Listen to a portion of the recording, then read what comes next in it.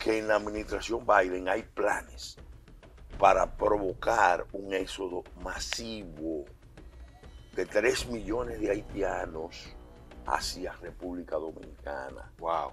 Eso lo dijo el senador Marco Rubio.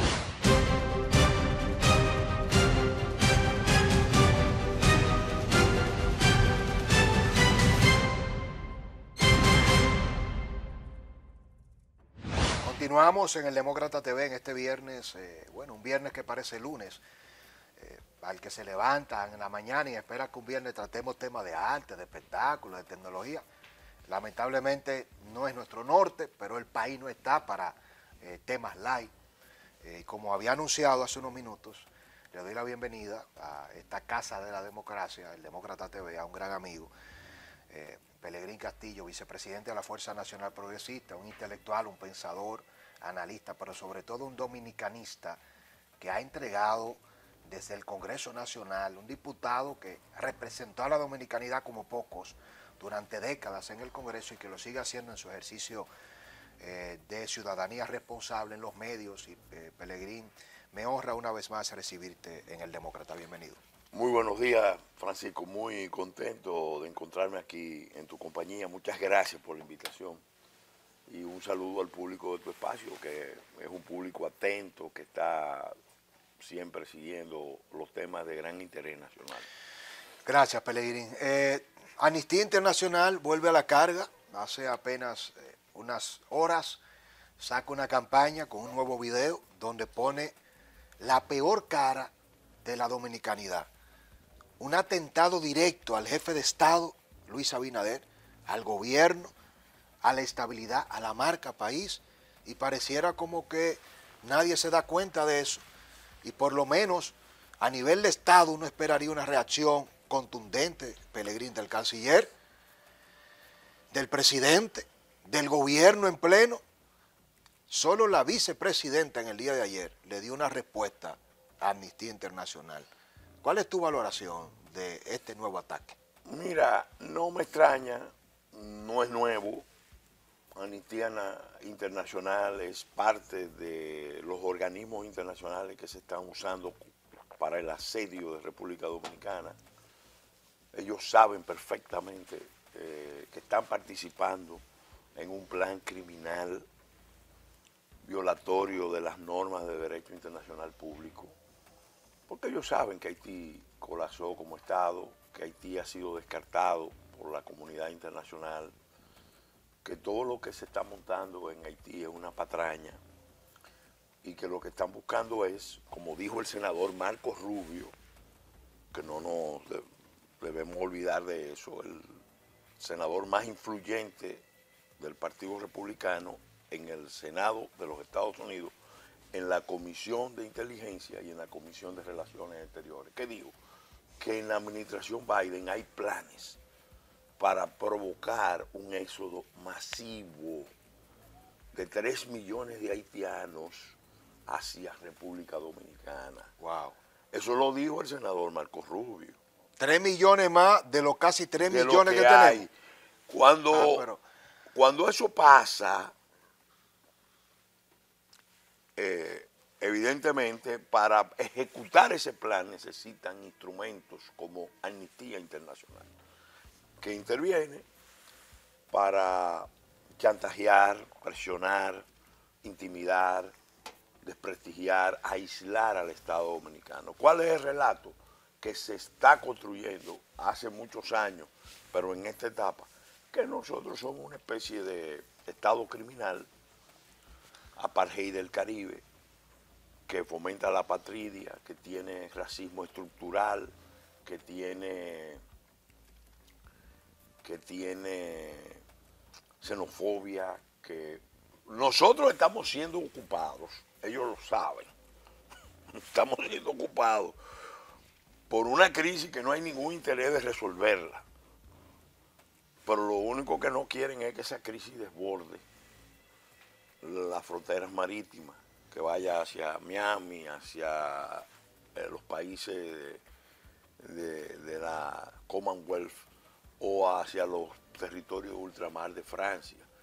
pero lo quieren mucho en República Dominicana. Ese es el esquema. Entonces, Sí. Amnistía es una organización que sabe todo eso y mucho más, pero es parte de la jugada. ¿Y por qué guarda silencio el canciller dominicano Roberto Álvarez? Mira, ¿Por qué la ausencia de una respuesta ante algo tan delicado? porque es una... Roberto Álvarez dio unas declaraciones hace como 10 días que el que la interpreta bien sabe que es una crítica muy dura al propio Estado, a la Dirección de Migración, porque él dice, llegó el momento en que Migración tiene que cambiar los métodos que emplea, tiene que usar métodos modernos, no obsoletos. Dicho por el canciller. El canciller dominicano. El canciller dominicano criticando al le propio está gobierno. dando municiones, pero eso es parte del mecanismo, porque el canciller sabe también mejor que Amnistía qué es lo que hay. Entonces, eso no es inocente. Lo mismo que pasó cuando el ministro, porque Amnistía nada más tiene que remitirse a lo que dijo el ministro de Economía. Lo que tú me estás diciendo Óyeme, es más grave, porque tú me estás planteando, tú no estás planteando que el canciller es cómplice entonces, en contra del propio Estado dominicano. Mira, el canciller dio esas declaraciones, cuando yo la vi, me chocó, porque la verdad es que el operativo de interdicción migratoria en cualquier parte del mundo es problemático, porque esa gente que viene del exterior tratan por todos los medios de resistir, y las unidades de migración tienen que aplicar fuerza para reducir a la gente que se resiste. Y cuando eso se graba, cuando eso se filma, óyeme, te da unas escenas desgarradoras. Y entre miles de casos es probable que aparezcan episodios, casos de abusos. Pero en Estados Unidos hay una gran cantidad de migrantes que terminan muertos. Pero los mismos oficiales estadounidenses terminan quitándole la vida a migrantes, a niños, a mujeres. Eso no lo ve el canciller, porque él, como ahora continúa, recuérdate que había la versión de que él salía. Iba a José Ignacio, y que iba a José Ignacio Paliza.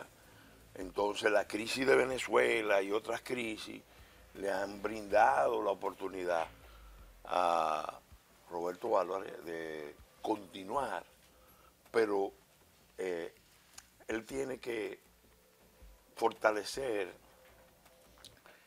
el rol del hombre que resuelve a nivel internacional. El hombre es clave para que ese tipo de críticas se atenúen o se controlen, y sobre todo el hombre que le puede decir al presidente, este mecanismo de repatriación, de interdicción, hay que pararlo. Yo soy crítico de muchos aspectos del mecanismo de de repatriación, empezando porque si la frontera no está blindada, asegurada, bien cerrada, es poco lo que se logra, y evidentemente todos los reportes, las Fuerzas Armadas pueden decir permanentemente que todo está seguro, pero los reportes que estamos recibiendo de la frontera, de gente de toda la frontera sur, del sur largo, del sur, de la frontera central, del norte, es que hay un paso continuo de nacionales haitianos hacia el territorio nacional. Hay otro... Y ese es un aspecto. Sí. Ahora, yo te mencionaba el ministro de Economía y Planificación, Pavel Issa, que ahora salió con una encuesta. ¿Y qué vamos a hacer con Pavel? ¿Y por qué el presidente apoya a Pavel? ¿Y cómo es que un gobierno en medio de la peor amenaza de la historia, de la existencia de la República Dominicana, se dé el lujo de tener el 7 de octubre a ministros antinacionales? El 7 de octubre del 2022, Pavel Issa hizo unas declaraciones gravísimas porque él acusaba a República Dominicana de racismo estructural. Un ministro de Economía y Planificación. De racismo estructural. Él sabe perfectamente, porque él no es un estúpido, él está formado, él sabe que racismo, apartheid, apatridia, xenofobia, son crímenes internacionales. Crímenes internacionales. Esclavitud, porque la acusación de esclavitud moderna ha estado presente, son crímenes internacionales. Gravísimos.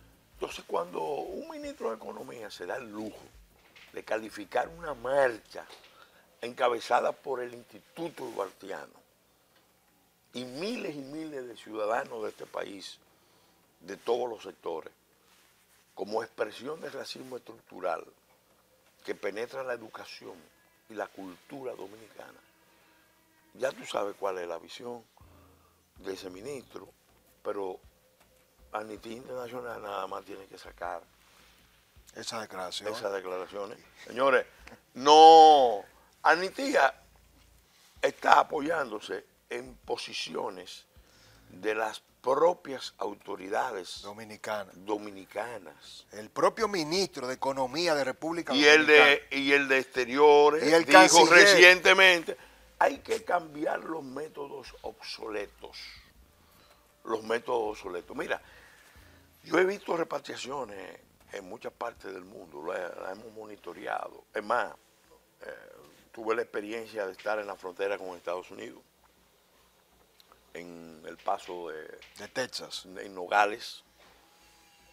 Pasé una semana ahí viendo cómo opera la frontera, a donde hay un muro. Vimos cómo opera la frontera entre Israel y el Líbano, Israel y Cisjordania, Israel y Gaza. Vimos la experiencia de Venezuela y Colombia, vimos la experiencia de Ceuta y Melilla. Todas las fronteras son conflictivas, todas las fronteras van a dar escenas, todas, claro, para una película, para un buen show. Lo que tienen que tener es el fotógrafo o el camarógrafo, buen ojo, no esperando el momento, y quién sabe si hasta coordinado, y quién sabe. Porque también se montan muchas escenas para dañar para el la propio película país. porque hay una conspiración, y vuelvo y digo, ¿quién lo dice? No, Pelegrín Castillo, cuando yo lo decía, no, eso es extremismo, no, el senador Marco Rubio. Pero cuando nosotros fuimos a Washington, la comisión que envió el gobierno, y hablamos allá, hubo legisladores norteamericanos que con mucha franqueza, cosa que le agradecemos, no dijeron claramente, no esperen nada bueno del Departamento de Estado. Pero Pelegrín, yo he notado que en el Congreso Nacional Dominicano nos quedamos sin voces de defensa de la soberanía, porque yo no veo prácticamente un solo legislador, un senador, un diputado que esté tocando el tema migratorio, el tema de la defensa de la soberanía, de la seguridad nacional. Es decir, tú eras una voz fundamental. No, hay un grupo un grupo que lo trata, pero lo trata será muy íntimamente. Pero definitivamente. Pero ¿qué ha pasado con los legisladores dominicanos? Hay un tema de que hay una censura a ese tema. No, lo que pasa también, mira, estamos viviendo una etapa bien complicada en el sistema político. Y ese es uno de los aspectos que a mí me preocupa.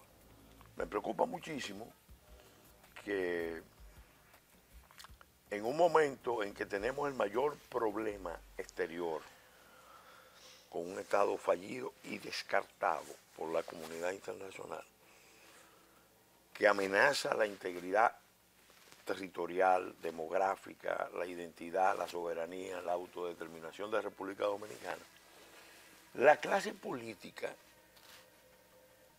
en gobierno y en oposición, pero sobre todo en gobierno, porque es el Ejecutivo el que está promoviendo esta visión, está acometiendo un conjunto de reformas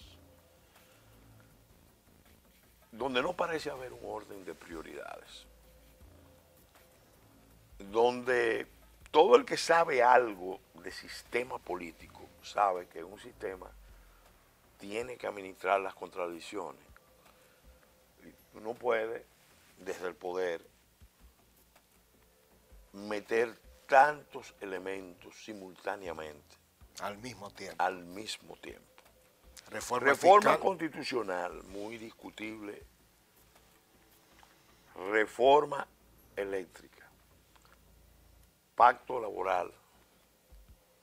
Reforma fiscal. Reforma fiscal, que es el problema. Que te moviliza la masa y te crea una inestabilidad social. Puede crear muchos problemas si no se hace la reforma que el país necesita. Si no, pregúntale a Jorge Blanco en el 83. Yo al presidente le he dicho, y lo quiero repetir aquí para que se entienda bien. Mira, el presidente Abinader está concluyendo un ciclo que empezó en el 96. Él llegó al poder por una división que se dio en el PLD y sin duda también porque el PRM, la dirección del PRM, entendió en ese momento, dirección del PRD, que no podían seguir desgastándose en las contradicciones internas y que tenían que crear algo nuevo. Lo crearon y nació el nuevo partido. Nació el nuevo partido, se manejaron bien, presentando una cara nueva, un equipo nuevo, y una parte de la población lo votó de manera significativa en medio de la pandemia. La crisis de las elecciones de febrero produjo la determinación nacional de millones de dominicanos. Esto hay que acabar esta etapa de PLD porque van a traer un problema. Porque el proceso electoral estuvo al punto de abortar. Abortó, propiamente no. Sí. Entonces, el presidente llegó en medio de una pandemia, una crisis mundial, no es cualquier crisis, una crisis severa. Y después una crisis con Haití muy grave, una crisis, te diría, la mayor que hemos vivido en mucho tiempo. Una crisis muy complicada porque desmontaba el esquema que se había montado en la isla, que lo montaron los americanos, la visión de Clinton, de los empresarios de allá y de los empresarios de aquí. Eso empezaba a desmontarse. Y bueno, el presidente, en medio de esa etapa, con las crisis mundiales, supo, vamos a decir, torear, manejar bastante, yo diría que bastante bien, considerando que es un equipo novato, bastante bien lo que es una crisis compleja. ¿Qué pasa? Con las elecciones pasadas terminó el ciclo político que empezó en el 96. Y se abre una nueva era. El ciclo de los 30 años, que es casi una ley de hierro en la política dominicana y en muchos países. Ese ciclo, que no necesariamente está determinado por el cambio generacional, sino por otras coyunturas. Pero cerraría en el 2026. Sí, pero esta es la etapa de transición. Este es el cierre, el colofón. El cierre. Sí que le quedarían 2 años al Entonces presidente. el presidente tiene la oportunidad de retener el poder. Yo creo que Leonel Fernández perdió una oportunidad por errores que cometió. ¿De ganar las elecciones cuándo? ¿En el 20? En estas elecciones. Ahora, en el 2024. Él perdió. ¿Tenía posibilidad Leonel de ganar? Yo creo que sí, que él tenía posibilidades, pero él optó, él quedó atrapado en la contradicción histórica intra-PLD. Y puntualmente, mencióname 3 aspectos que desde tu punto de vista le quitaron la posibilidad de que Leonel ganara en el 24. No, él quedó entrampado en las contradicciones Eso es cuando tú te divorcias legalmente y emocionalmente tú no te divorcias. Él siguió emocionalmente vinculado al PLD. Eso se vio en el 20 y se vio en el 24. Bueno. Y entonces... Pero con Margarita él se divorció de las dos maneras. No. Emocional y legal, pero con el PLD, con el PLD no. Con el PLD no. Entonces, un matrimonio más profundo. Y no solo él, sino buena parte de sus seguidores, que eran los que lo mantenían anclado. Qué interesante. Oye, lo mantenían anclado a la idea, porque es lo que nosotros planteamos como alternativa. Era que él, como hizo Balaguer en el 86, se relanzara como una opción nueva. No pactara con el PLD. De unidad nacional. Los PLDistas iban a venir hacia él inevitablemente. Claro. Y él, abierto a conformar, a encabezar un gran frente de unidad nacional, con un replanteamiento de los problemas, poniendo el tema nacional, el tema de Haití como la cuestión prioritaria, que él iba a tener mejores posibilidades. Si no ganaba, por lo menos iba a tener mejores posibilidades de, casi seguro, de que hubiera una segunda vuelta. Pero no lo hizo porque quedó atrapado en la dinámica de las elecciones próximas, donde una elección estaba interconectada con las demás. Entonces los candidatos a alcaldes, los candidatos a regidores presionaban. No, usted tiene que irse con el PLD porque mis posibilidades están ahí, usted no lo puede abandonar. Y entonces... cometió error. Ese fue un error. Por eso no se da la alianza. Y nosotros se lo advertimos. Usted tiene que relanzarse, incluso relanzar el equipo. Es difícil. Entonces, ¿qué pasó? Bueno, Luis tiene la oportunidad de continuar. Pero Luis sabe, el presidente Abinader sabe, que tiene por delante un periodo que es de transición. Y yo a él le he dicho públicamente, y hoy lo repito, él tiene un dilema. O él juega la carta, que es la que impone las circunstancias de ser el estadista que se supo poner por encima de los intereses de los partidos. Y de las coyunturas. Y en una coyuntura en extremo compleja, en extremo crítica, unifica al país para que la nación se preserve en esta etapa y se fortalezca. Esa es la opción que yo entiendo que debe ser la que guíe sus pasos. O él se deja atrapar por la lógica partidaria de querer ser a futuro el líder democrático de su partido. Un partido que tiene un ADN bien complicado de división por antonomasia.